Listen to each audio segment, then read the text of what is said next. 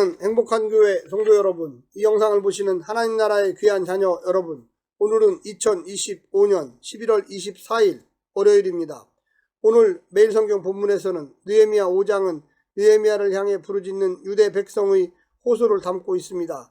유대 백성은 종으로 팔려가는 자식들로 인해 통곡했습니다. 유대 사회의 부조리를 해결하기 위해 느헤미야는 공동체 개혁을 단행합니다. 오늘 본문을 나누어 보겠습니다. 느헤미야 5장 1절부터 13절, 유대의 경제적 어려움과 느헤미야의 개혁, 가난한 자들이 부르짖다, 이자 수치를 금지하다. 14절부터 19절, 느헤미야의 모범, 느헤미야가 녹을 받지 않기로 하다, 느헤미야의 기도. 오늘 본문 느헤미야 5장 1절부터 19절 말씀을 듣고 다시 오겠습니다.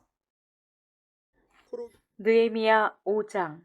그때의 백성들이 그들의 아내와 함께 크게 부르짖어 그들의 형제인 유다 사람들을 원망하는데, 어떤 사람은 말하기를 우리와 우리 자녀가 많으니 양식을 얻어먹고 살아야 하겠다 하고, 어떤 사람은 말하기를 우리가 밭과 포도원과 집이라도 저당 잡히고 이 흉년의 곡식을 얻자 하고, 어떤 사람은 말하기를 우리는 밭과 포도원으로 돈을 빚내서 왕에게 세금을 바쳤도다.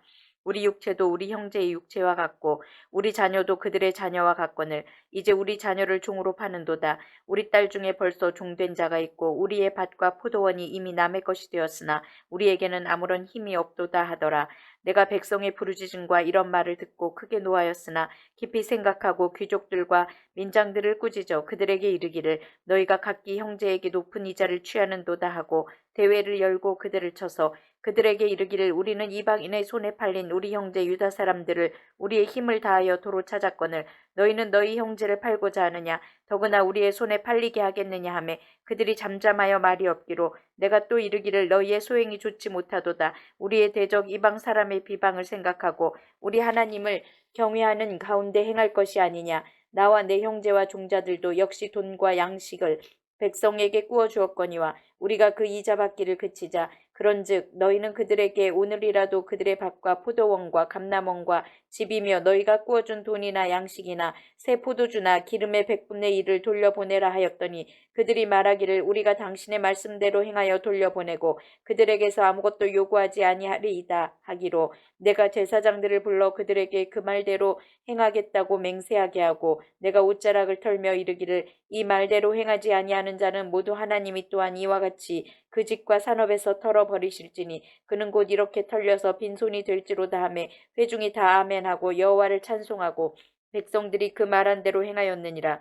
또한 유다 땅 총독으로 세움을 받은 때 곧 아닥사스다 왕 제20년부터 제32년까지 12년 동안은 나와 내 형제들이 총독의 녹을 먹지 아니하였느니라. 나보다 먼저 있었던 총독들은 백성에게서 양식과 포도주와 또 은 40세겔을 그들에게서 빼앗았고, 또한 그들의 종자들도 백성을 납치하였으나 나는 하나님을 경외함으로 이같이 행하지 아니하고 도리어 이 성벽 공사에 힘을 다하며 땅을 사지 아니하였고, 내 모든 종자들도 모여서 일을 하였으며, 또 내 상에는 유다 사람들과 민장들 150명이 있고 그 외에도 우리 주위에 있는 이방 족속들 중에서 우리에게 나온 자들이 있었는데, 매일 나를 위하여 소 1마리와 살진 양 6마리를 준비하며 닭도 많이 준비하고 열흘에 한 번씩은 각종 포도주를 갖추었나니, 비록 이같이 하였을지라도 내가 총독의 녹을 요구하지 아니하였음은 이 백성의 부역이 중함이었더라. 내 하나님이여, 내가 이 백성을 위하여 행한 모든 일을 기억하사 내게 은혜를 베푸시옵소서. 포로기를 지나고 페르시아 시대에 유대인들이 예루살렘으로 귀환했지만 그들의 경제적 상황은 녹록지 않았습니다. 유대인은 생존을 위해 양식을 얻어먹고 살아야 할 정도로 취약해진 듯 합니다. 유대인이 성벽을 건축하느라 자기 생업에 소홀하게 되었음을 추정할 수도 있습니다. 유대인은 사회 경제적으로 취약했고 생존을 위해 소유를 저당 잡히고 곡식을 얻었으며, 그로 인해 유대인 가족 중에는 종으로 팔리는 경우도 있었습니다. 이러한 폐해를 극복하기 위해 느헤미야는 스스로 총독의 녹을 요구하지 않기로 결정했습니다. 오늘 본문을 세 부분으로 나누어 자세히 설명드리겠습니다. 첫 번째, 성벽보다 중요한 공동체의 회복. 느헤미야 5장의 문제는 공동체 내부에서 터져 나왔습니다. 성전 건축 과정에서 내부의 불의와 불평등이 일어났고 백성들은 크게 부르짖어 호소합니다. 많은 자녀를 둔 가난한 가족들은 양식을 먹을 수가 없었습니다. 성벽 공사에 참여하느라 생계를 위한 양식을 구할 돈이 없었습니다.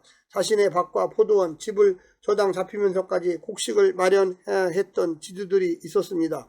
무거운 세금을 감당하지 못해서 빚을 내고 자녀들을 종으로 보내야 했던 사람들도 있었습니다. 이와 같은 문제가 언약 백성 안에서 일어난 억압이었습니다. 외부의 비난, 박해보다 위험한 것은 내부의 불의, 차별, 무관심입니다.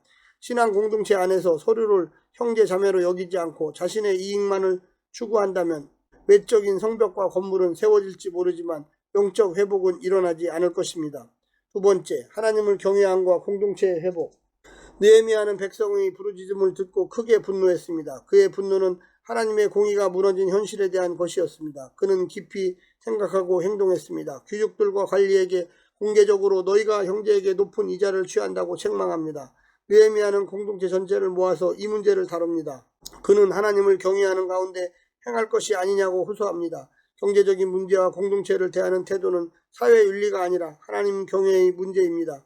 이스라엘은 하나님의 언약 백성으로 서로를 형제로 대하고 함께 살도록 부름받았습니다. 마지막 세 번째는 권리를 내려놓음과 공동체의 회복. 느헤미야는 12년간 총독으로 섬기는 동안 당연히 누릴 수 있는 총독의 녹을 포기했습니다. 이전 총독들은 백성에게 무거운 짐을 지우고 권력을 이용했지만 느헤미야는 하나님을 경외함으로 이같이 행하지 아니했습니다. 오히려 자신의 재산으로 150명의 관리들과 손님들을 접대했습니다. 지도자는 자기 권리를 주장하지 않고 공동체의 짐을 덜어주어야만 합니다. 느헤미야는 내가 이 백성을 위하여 행한 모든 일을 기억해 달라고 기도합니다. 그는 사람들의 평가가 아니라 하나님의 평가에 의지했습니다. 교회는 섬기는 자는 하나님을 경외하며 공동체를 위해 자기 권리를 내려놓는 리더로 자라야만 합니다. 공동체를 위해 낮아지고 섬김이 헌신할 때 공동체는 참된 회복의 길을 경험할 것입니다. 사랑하는 성도 여러분, 오늘 하루도 승리하시고요. 하나님의 놀라운 축복과 은혜가 늘 함께하기를 간절히 바랍니다. 샬롬.